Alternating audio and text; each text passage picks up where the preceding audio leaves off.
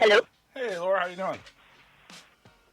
Good. How you doing? I'm doing really well. Let me get this going here. All right, perfect. Well, first of all, welcome to Replicon Radio. Thanks for taking the time to hang out with us today. Thanks for having me. Absolutely.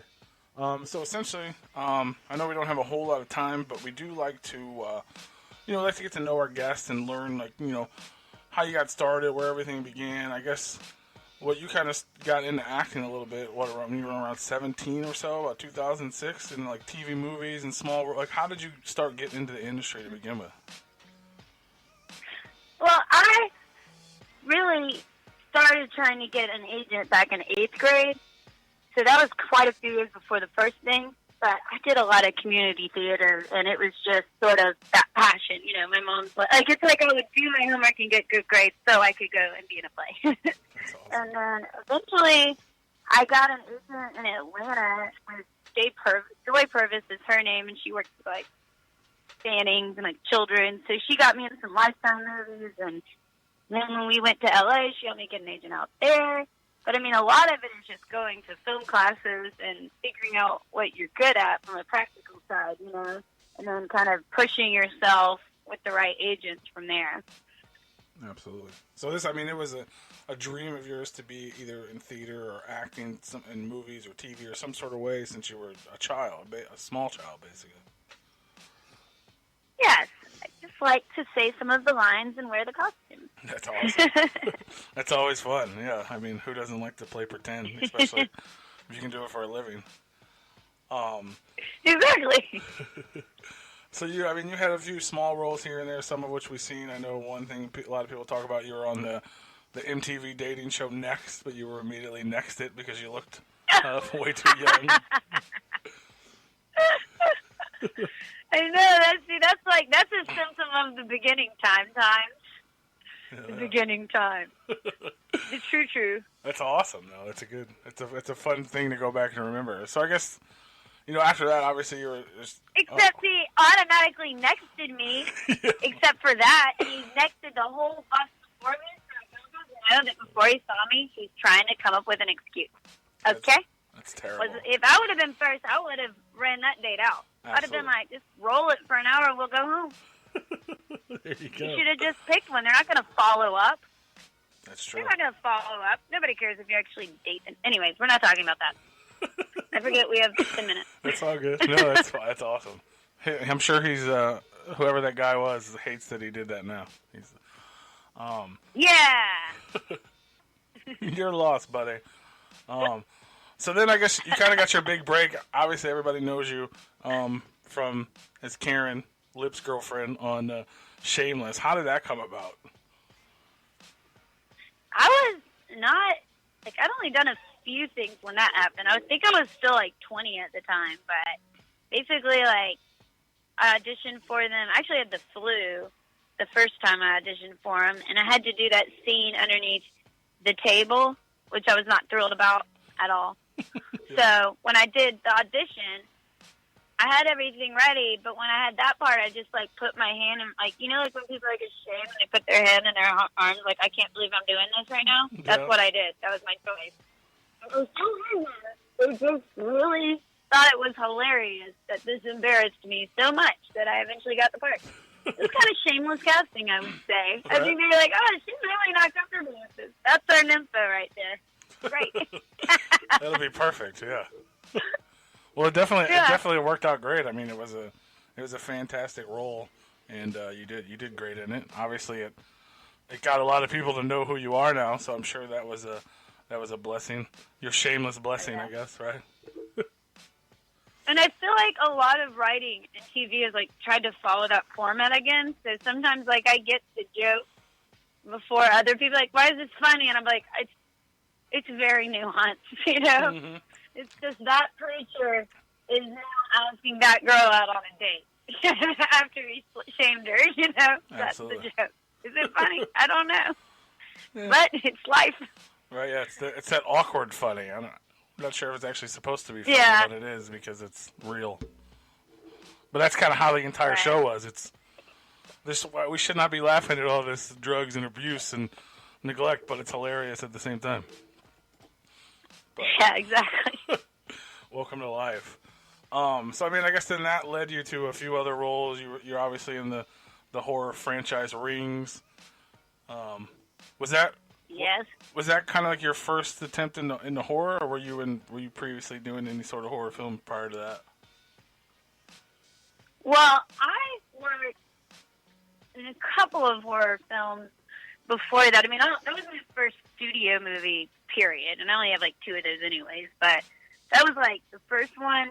And before that, I did, and I'm not in it a lot, but I was going to play one of the leads. But I guess they gave it to someone else. But anyway, hopefully in writing that won't come up today. But anyways, it's one of the. But I'm in Dance of the Dead, which is a horror comedy, and that was a really cool horror movie. It came out like 2007, but it was really cool because it was the first one where we launched the zombies out of the grave. Oh wow! So in a lot of ways, and we made it for such little money, and it's got it's been on a few lists, so it's a good little horror comedy. That's awesome. And then Rings was good. I mean, obviously we all it's like with Rings, I feel like you'll never be as scared as you were on the first one. Yeah.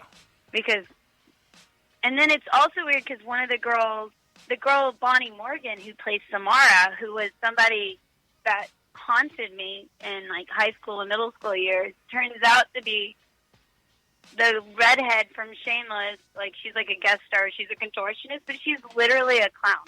Like, she keeps a squeaky toy in her bra. Wow. So that if people get scared of her, she's like full Samara makeup, and she's like, oh God. It's like, all right, well, I am so glad to know that I was so scared all those years. But she invented that crab walk, like, yeah. It's funny. That's scary. It's a frightening thing in that movie. So that's awesome though that you got to figure that out. So maybe you could be less scared in the future. That's nice of her to know that people it's are so not true. afraid. That's pretty cool. Well, she was the against me first. She came and stared at me real close in the face at lunch, and I was like, "What do you want?" And I go, "Laura." And I go, "How do you know me?" And she played it up, and then all of a sudden I heard honk honk, and I was like, "Oh, it's Bonnie! Hey, give me a hug, girl." Well, don't get any makeup on me though. She had a lot on. That's awesome. That's super cool. So let's see. So now we're up into we got the brand new movie that's coming out this Friday. Along Came the Devil Part 2. In the select theaters and video on demand, and your character is basically just as lost as I was when I watched this movie because I unfortunately hadn't seen the first one when I watched the second one. So I definitely resonated with you because we had no idea what was going on.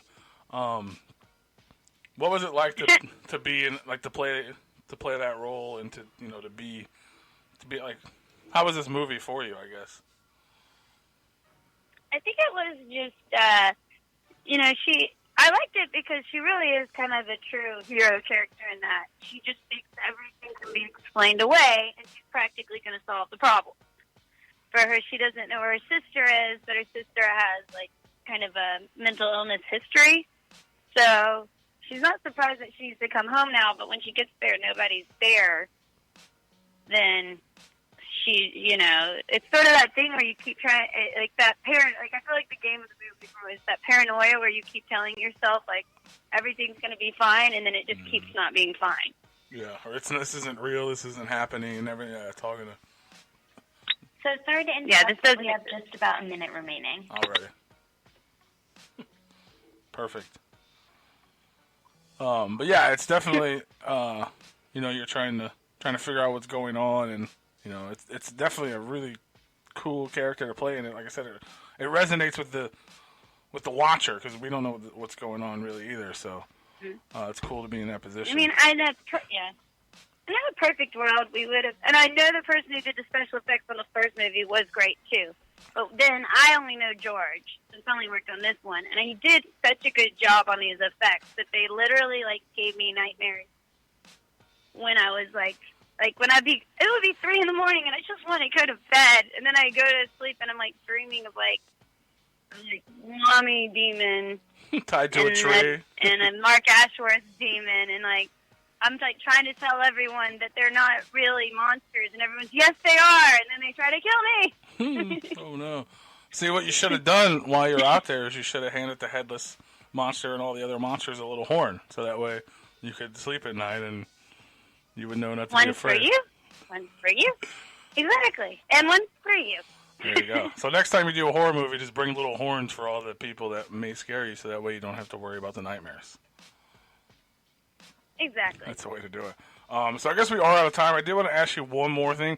I know you were kind of super into like doing music, and you have YouTube videos of you doing music, and you were even featured on a Joey Lawrence movie soundtrack. Can we expect to hear any more music, or any? Is that still something you're kind of pursuing, or is that something you're still into? That is what I'm really hoping to knock out an EP before the end of the year, because that would just be 4 or 5 songs. Seems doable. And then I've been doing some personal appearances, like conventions. So, I mean, I'll probably put something online, but I'm trying to just test it out maybe at my conventions. Like, you know, when I play, because music's really fun for me, but I don't know if I, like, need a career in that, too. Hey, I mean, you got to do what you love, and if you love it, you might as well. Might as well give it a try, right? I know. That'd be awesome. Yeah, well, yeah. If you finish an EP, send it our way. We'll check it out. Maybe we'll have you back and we'll promote the EP for you. And we do a lot of musical guests on the show. Republicans, Republicans, ignite! There you go. That's a whole other kind of party, the Republican Party. Yeah. Love it. Y'all have your own thing that's going on over here. Absolutely, yeah. We're crazy over here. That's what we do. We do all kinds of craziness. But yeah. Gotta keep it weird. Hell yeah. If anybody wants to keep up on you, they just follow Laura Slade Wiggins on all social media, or? Yeah, I have pretty good. Like I have a Facebook group, but then I deleted my Facebook, so I don't even know how to learn it anymore. But I have Twitter at Laura Slade 11, and my Instagram is LS Wiggins, and those are the only 2 I use. There you go. I'm an old millennial, and Snapchat terrifies me. There's nothing wrong with that. Well, there you go. Go follow her. Keep an eye on what's coming on. Go check out Along Came the Devil, video on demand and in select theaters this Friday. And we'll follow you as well, and maybe we'll have you back on, and we'll talk music next time. That'd be pretty awesome. Yeah, that sounds good. Awesome. Well, thanks for having me. Absolutely. Thank you for hanging out with us. Hopefully you have a great day, and we'll see you around. Okay. All right.